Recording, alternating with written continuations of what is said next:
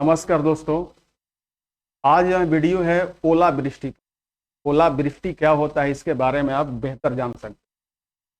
अभी पिछले ही दिनों, आज से 2 दिन पहले 16 के रात में, सोमवार की रात में जबरदस्त ओलावृष्टि पटना में और पटना के आस पास में देखी गई। तो ये ओला बनता कैसे है?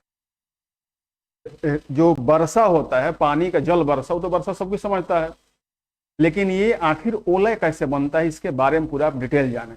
आप देखिए, हाथ पर जिस तरह से लिया गया ओला है, आखिर यह वायुमंडल में कैसे बनता है और फिर गिरता कैसे है, इसके बारे में हम लोग डिटेल जानेंगे।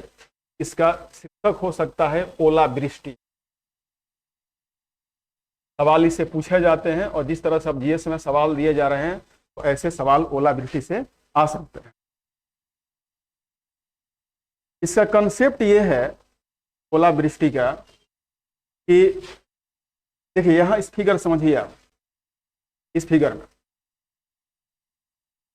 यहां से पानी जो है तो इसका वाष्पीकरण होता है।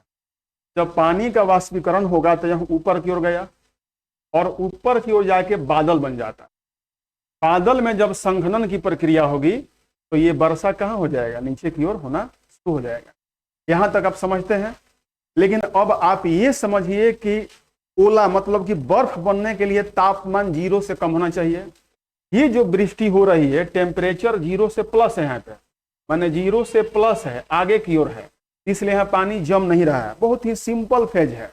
देखिए, जैसे ही यह बादल एक विशेष ऊंचाई पर ऊपर चला जाता है तो तापमान क्या हो जाता है? घट जाता है। हम लोग जानते हैं कि समताप क्षोभ मंडल में ज्यों ज्यों ऊंचाई बढ़ती है तापमान क्या होता है? घटते जाता है।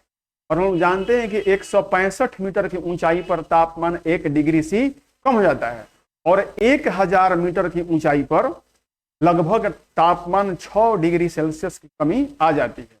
पृथ्वी का जो एवरेज टेम्परेचर है वह 15 डिग्री सी है। सरफेस पर कितना है? 15 डिग्री सी। अब 15 डिग्री सी सरफेस मतलब कि 0 किलोमीटर में है। तो आप देख रहे हैं कि 1 किलोमीटर की ऊंचाई पर ही अगर तापमान घट जा रहा है, -6 डिग्री हो जा रहा है, तो 15 डिग्री जाने के लिए लगभग कितना? 2500 माने 3 किलोमीटर की ऊंचाई पर हम लोग जाएंगे, 3000 मीटर की ऊंचाई पर जाएंगे तो तापमान क्या हो जाएगा? 0। और ये भी जान लीजिए कि हमारे क्षोभ मंडल के अधिकतम ऊंचाई पर 18 किलोमीटर पर हमारा तापमान हो जाता है -80। सोचिए, -80 डिग्री हो जाता है तापमान क्षोभमंडल की ऊपरी सीमा पर।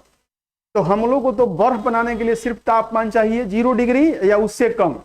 तो 3 किलोमीटर पृथ्वी के सरफेस से कोई बादल अगर 3 किलोमीटर ऊपर चला जाए तो इसमें जो जल कण है, माना जो जलवाष्प के कण हैं, वो बर्फ की कण में क्या हो जाते हैं? बदल जाते हैं और पुनः इस पर दूसरे जलवाष्प जब सटने लगते हैं तो ये बर्फ का टुकड़ा क्या होता है? बड़ा होने लगता है। धीरे धीरे जब इतना बड़ा हो जाएगा कि वायुमंडल इसकी भार को सह नहीं सकेगा तो वहीं क्या होने लगता है? नीचे गिरने लगता है। ध्यान रखिएगा, कभी भी जो ओलापात होता है वो मुख्य रेनी सीजन में नहीं होता है। वो जुलाई में नहीं होगा, अगस्त में नहीं होगा। वो मुख्य रूप से होता है अप्रैल मई में या फिर सितंबर लास्ट या अक्टूबर नवंबर तक हो जाता है। क्योंकि जब ज्यादा रेनी सीजन होता है तो क्लाउड में जल ज्यादा होता है, वो ऊपर नहीं उठ पाता है। लेकिन जब क्लाउड हल्का होगा, उसमें मानसूनी पवन के जलवाष्प कम होगा तो ऊपर उठ जाता है। तो बादल जब ऊपर उठेगा तभी उसमें संघनन होने के बाद बर्फ के कण बनेंगे और जब बर्फ का छोटा कण बनता है तो दूसरे जलवाष्प जब सटेंगे तो धीरे धीरे वो बड़े होते जाते हैं, जो ओला का रूप लेता है। और वहीं जब गिरता है तो उसे ओलावृष्टि कहा जाता है। अब इसमें कुछ फिगर आप और देखिए। इसको देखिए, इसमें फिगर आपको स्पष्ट समझ में आएगा। यहां पर दिया गया है जल कणिकाएं। जल कणिकाएं क्या है? ये जब वाष्पन होगा, जब पानी सूख के ऊपर जा रहा है वाष्प रूप में, तो पहले जल की कणिकाएं जाती हैं और जल की कणिकाएं ही आपस में क्या बनाती है? बादल बनाती। फर्स्ट स्टेप यहां से पानी गया, सेकेंड जल कणिकाएं हैं, थर्ड में यह बादल बना। जब इस बादल की ऊंचाई और बढ़ जाती है, इसकी ऊंचाई कम से कम 3000 मीटर, या इसको हम लोग 3 किलोमीटर कहें, इस ऊंचाई पर जब बादल चला जाएगा तो बादल में उपस्थित जलवाष्प के कण बर्फ के कण में बदल जाएंगे। जैसे ये जल है तो इसमें और जल कण यहां पर एक दूसरे से सट जाएंगे, जो मैंने पिछले बार बताया है, और इतना भारी हो जाएगा कि पृथ्वी के गुरुत्वाकर्षण से नीचे गिरना शुरू हो जाएगा। इसी को ओलापात या ओलावृष्टि कहते हैं। इस ओलापात से कितना ये खतरनाक होता है आप जानिए। जब यह अप्रैल में गिरता है तो गेहूं के फसल को बर्बाद करता है, रबी फसल को, सॉरी मतलब कि जो हमारा गेहूं लगा होता है, चाहे रबी के फसल पकने वाले होते हैं, उसको बर्बाद करता है। जब यह अक्टूबर में गिरता है तो धान के फसल को बर्बाद कर देता है। ये ओलापात तभी होता है जब फसल पकने वाले होते हैं।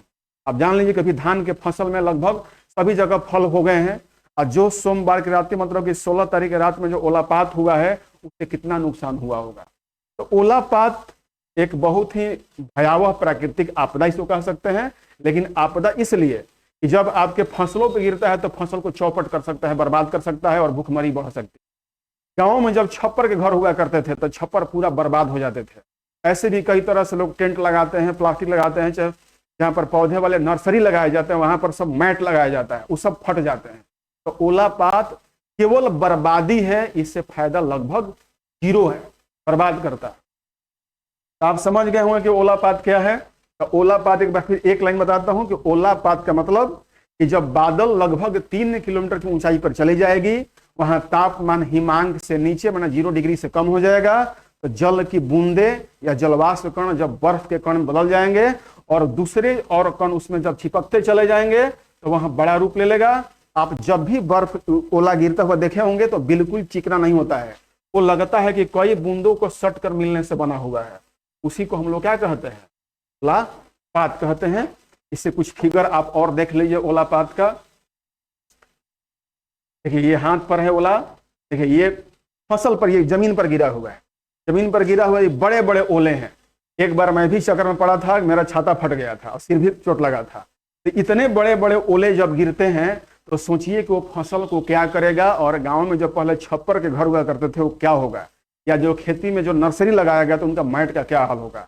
ये लगभग बर्बाद करने वाला, देखिए हाथ पर लिया गया है, देखिए कितनी बड़ी बड़ी है, कोई कोई तो पूरा मिलके एक ही होता है। और ये क्या होते हैं, जो बड़े होते हैं सारे सट जाते हैं।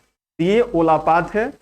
आज के लिए बस विशेष जानकारी इतनी ही। आप मेरे चैनल को सब्सक्राइब करें, छोटी छोटी जानकारी आपको मिलती रहेगी। धन्यवाद। अगर आपको अच्छा लगता है तो लाइक शेयर।